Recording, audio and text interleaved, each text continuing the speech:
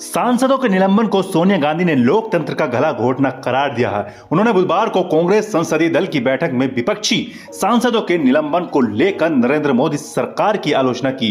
कांग्रेस संसदीय दल की बैठक के बाद सोनिया पार्टी सांसदों के साथ लोकतंत्र बचाओ का बैनर लेकर प्रदर्शन करने निकली। उन्होंने संसद भवन परिसर में महात्मा गांधी की प्रतिमा के सामने लोकतंत्र के लिए लड़ाई लड़ने का संकल्प लिया। बैठक में उन्होंने कहा, नरेंद्र मोदी सरकार ने लोकतंत्र का गला घोंट दिया है। इससे पहले कभी भी इतने सारे विपक्षी सांसदों को निलंबित नहीं किया गया था, और वो भी पूरी तरह से उचित और वैध मांग की सिर्फ आवाज उठाने के लिए।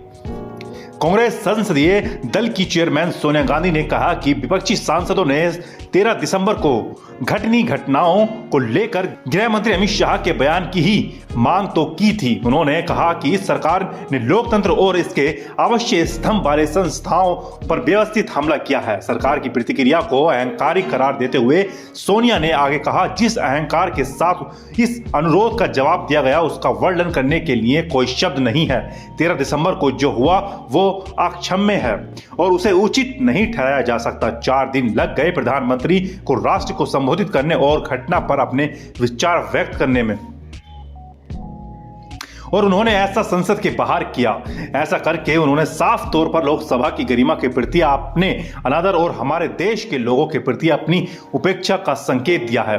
सोनिया गांधी की यह प्रतिक्रिया संसद से 141 विपक्षी सांसदों के निलंबन को लेकर आई है।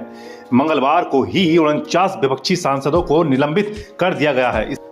इससे एक दिन पहले ही सोमवार को ही 78 सांसदों को निलंबित कर दिया गया था। इससे पहले इसी सत्र में 14 सांसदों को निलंबन हुआ था।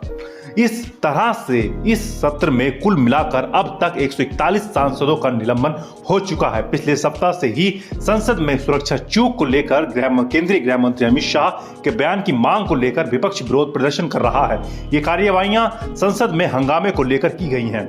संसद के शीतकालीन सत्र के दौरान पिछले हफ्ते बुधवार को 2 युवक लोकसभा के अंदर घुस गए थे और धुआं छोड़ा था। इससे बहुत बड़ी सुरक्षा सेंध माना गया। विपक्ष ने गुरुवार और शुक्रवार को इस मुद्दे पर दोनों सदनों में केंद्रीय गृह मंत्री अमित शाह के बयान की मांग की। सरकार ने दोनों सदनों में इस पर चर्चा नहीं होने दी तो हंगामा हुआ। हंगामे को लेकर ही विपक्षी सांसदों पर कार्यवाही की गई। इस कार्यवाही को कांग्रेस ने लोकतंत्र पर हमला करार दिया।